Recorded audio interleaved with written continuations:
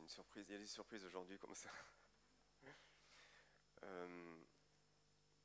Bienvenue à chacun en tout cas. Il y a des têtes que je ne connais pas. Vous ne me connaissez pas non plus. Moi c'est Philippe. Je suis un des frères de l'église ici, un des responsables. Et nous allons faire une petite introduction pour nous faire rentrer dans la parole de Dieu avant la prédication tout à l'heure.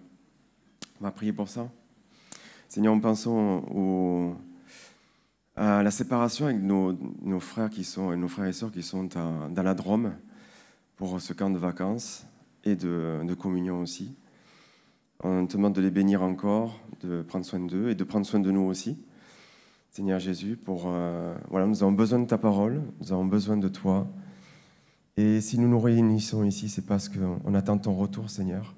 Nous avons une espérance qui n'est pas de cette terre, pas pour cette terre, mais pour notre avenir éternel, Seigneur, dans le ciel. Merci de nous former par ta parole, Seigneur, encore. Amen. Juste, j'ai partagé cette semaine, il y a un problème avec le micro. Ça résonne un peu. Oui, il y a trop de retours, voilà, d'après les spécialistes. Je ne fais que... Ok. Donc cette semaine, j'étais touché par un passage en particulier qui est dans 2 Corinthiens, chapitres 4 et 6. Donc 2 Corinthiens 4, verset 15. C'est l'apôtre Paul qui parle. Hein. Car tout cela arrive à cause de vous, afin que la grâce, en se multipliant, fasse abonder à la gloire de Dieu les actions de grâce d'un plus grand nombre. Car tout cela arrive. Ça fait penser à tout ce qu'on peut vivre dans le quotidien. Qu'est-ce qui m'arrive ? Des fois, on peut le dire, ça. Soit en positif, soit en négatif. Car tout cela arrive. Il n'y a aucune chose qui arrive qui ne soit de la part de Dieu, en tout cas, qui ne soit permise par Dieu. Et ça, c'est quelque chose qui peut nous faire du bien déjà. Car s'il arrive quelque chose, en général, on pense toujours à tout ce qui est négatif. Et il arrive des fois une épreuve qui surmonte une autre épreuve, une accumulation d'épreuves même, ça peut arriver. Et on se dit, mais pourquoi Seigneur, ça m'arrive tout ça ? Tout cela arrive à cause de vous, afin que la grâce se multiplie. C'est à cause de moi que ça arrive. C'est à cause de vous. C'est à cause de qui ?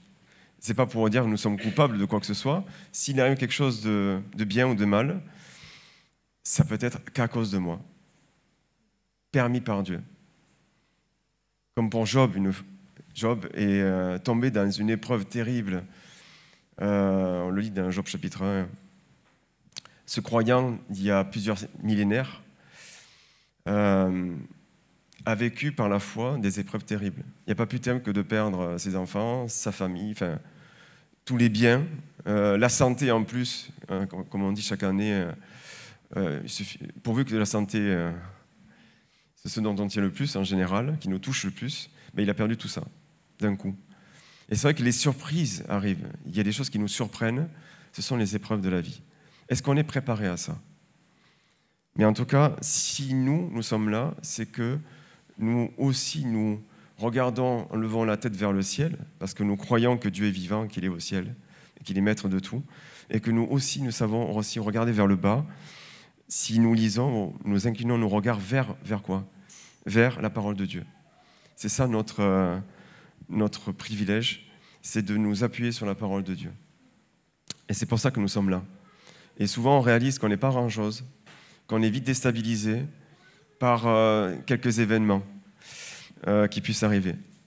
On peut être aussi enclin à vite oublier Dieu, parce que cela arrive aussi, qu'il y ait des bonnes choses des bonnes choses matérielles.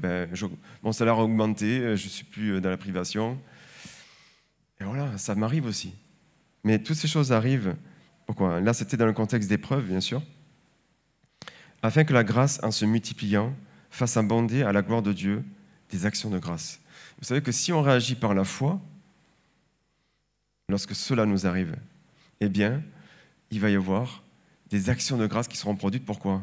Parce que j'aurai réagi en étant dépendant à Dieu, j'aurai réagi en me plaçant sous sa parole, sous sa direction, je vais rester paisible là où je suis. Et c'est ça qui est l'enjeu pour nous. C'est de savoir comment on réagit quand cela nous arrive, une épreuve. Et on a beau être accusé de quoi que ce soit, si on regardait dans 2 Corinthiens 6, l'apôtre Paul a connu toutes sortes d'épreuves. Et des fois, on a du mal à comprendre comment peut vivre un croyant certaines choses. Et l'apôtre Paul disait lui-même dans une autre épître aux Philippiens, que ce soit dans la privation, dans la disette, ou que ce soit dans l'abondance, je me contente de ce que j'ai. Je vis par la foi. Je marche parce que j'ai une vision pour l'avenir, centrée sur Jésus-Christ, sur cette personne-là. Et regardez ce qu'il vivait par rapport à lui personnellement, en tant qu'apôtre, mais c'était aussi un exemple pour nous. Il dit, verset 4 de 2 Corinthiens 6, « Mais nous nous rendons à tous égards recommandables comme serviteurs de Dieu. Quelles que soient les circonstances, si j'ai la pensée de qui je suis,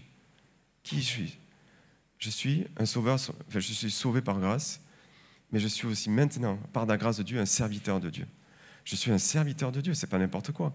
Hier, pasteur Di Piazza disait, nous allons à l'évangélisation, nous allons aller vers ceux qui sont croyants ou pas croyants, vers des inconnus. Ils ne nous connaissent pas, mais Dieu nous connaît. Et nous savons qui est Dieu. Et nous savons que nous sommes aussi serviteurs de Dieu, ambassadeurs en son nom. C'est pas merveilleux, ça? Nous sommes ambassadeurs pour Christ, que ce soit chez moi ou ailleurs, d'ailleurs. On représente Dieu, et un grand Dieu. On l'a dit tout à l'heure. Est-ce que Dieu n'est-il pas grand? Et il dit justement, par beaucoup de patience, dans les tribulations, dans les calamités, dans les détresses, plein de choses qu'il a vécues. Et nous pouvons subir des détresses personnelles, des calamités, etc., des choses qui s'accumulent. Sous les coups, sous les troubles, etc. Plein de choses qui arrivent. Mais regardez ce qu'il dit après. Par quel moyen? Par la parole de vérité, par la puissance de Dieu, par les armes offensives et défensives de Dieu. Les armes offensives, c'est l'épée de l'Esprit. J'ai en moi l'Esprit Saint.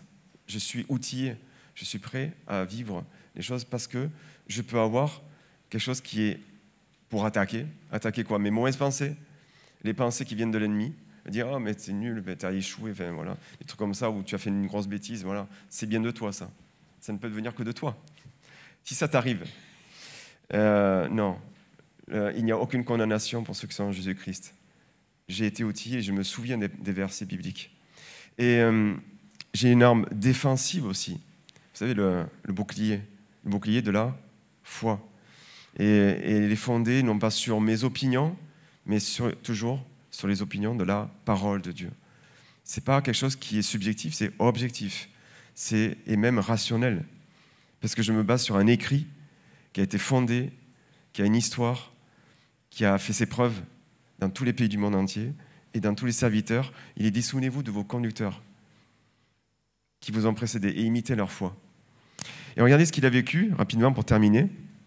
Il a vécu plein de choses. Il a dit, au milieu de la gloire et de l'ignominie. Vous voyez ce contraste, cette opposition même. Je peux être dans un jour de gloire, mais à un moment donné, je serai dans un jour de honte. Je peux vivre ça par la grâce de Dieu. Ça peut arriver.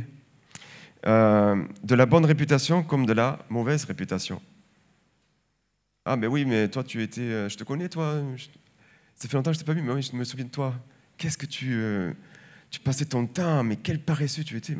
Voilà, la réputation que j'avais... Ah, c'est pas vrai, hein. Je simule quelqu'un, j'étais pas paresseux. Un peu. C'est comme dans les films, s'il y a toute ressemblance avec une personne tout à fait fictive, ça n'a rien à voir. Ça peut remarquer, hein, dans certains cas. Il y a plein de choses, regardez. Mais on ne se base pas sur la réputation que j'ai actuelle. La réputation, c'est celle que j'ai obtenue de la part de Dieu. J'ai été transformé, j'ai changé. Je ne me base plus sur ce que j'étais avant. C'est le passé. Maintenant, je me base sur ce que Dieu a fait de moi, un serviteur de Dieu et un ambassadeur pour lui. Il m'a transformé, il m'a donné le Saint-Esprit, j'ai une nouvelle vie. C'est plus l'ancienne. Et je suis fondé sur ça parce que je crois en sa parole. comme imposteur au véridique. On sait très bien que Jésus a été accusé de toutes sortes de choses, d'être menteur, d'être tout ce qu'on veut. Il a été caractérisé comme imposteur de la part de ses pairs. Mais il était véridique. Comme nous aussi, nous pouvons vivre ça. Comme inconnu, quoique bien connu. Et là, je m'arrêterai là pour terminer. Il y en a d'autres aussi comme ça, ces contrastes qui peuvent nous tromper, qui peuvent nous décourager des fois. Je suis un simple inconnu, un monsieur tout le monde. Mais ce qui compte, je ne suis peut-être pas connu de monsieur Macron ou des grandes stars, comme les grandes stars. On peut ne pas être connu dans notre quartier, peut-être. Je suis un inconnu, mais comme bien connu aussi. De qui? Du Créateur et de notre Sauveur, en plus. Celui qui est notre Seigneur et qui a fait de nous ses enfants. Je suis bien connu. Et ça, c'est l'essentiel. Si je crois ça, si je suis fondé dans ça, je peux traverser toutes les épreuves, quoi qu'il arrive. Car cela nous arrive. Et c'est pour ça que les gens, en nous voyant, vont rendre grâce à Dieu. Ils vont être touchés. La grâce va se multiplier. Vous savez, comme les pains ont été multipliés. Jésus a dit, vas-y, c'est à toi, fais-le. Va distribuer. Et bien justement, si on est dans ce cadre de foi, on va être comme ces disciples qui ont pris les pains de la main de Jésus et qui vont les distribuer. Ils vont rendre grâce à Dieu pour les pains qu'ils ont reçus. Et pareil pour nous, on va être un objet de nourriture pour les autres. Parce qu'on va apporter la parole de Dieu, cette nourriture sainte qui transforme les vies. Et ils vont rendre grâce à Dieu après. Seigneur Jésus, merci pour tout ce qui nous arrive, Seigneur Jésus. Et c'est vrai qu'on ne rigole pas quand cela nous arrive, des fois, des mauvaises choses. On peut se réjouir trop vite de ce qu'on peut recevoir de bien aussi, mais qu'on apprenne à être content de ce qu'on a, Seigneur. Car tout cela nous arrive pour ta gloire, afin que, marchant par la foi, on puisse te glorifier et être un objet d'action de grâce pour les autres aussi. Et surtout pour toi, Seigneur, qui nous a sauvés. Amen.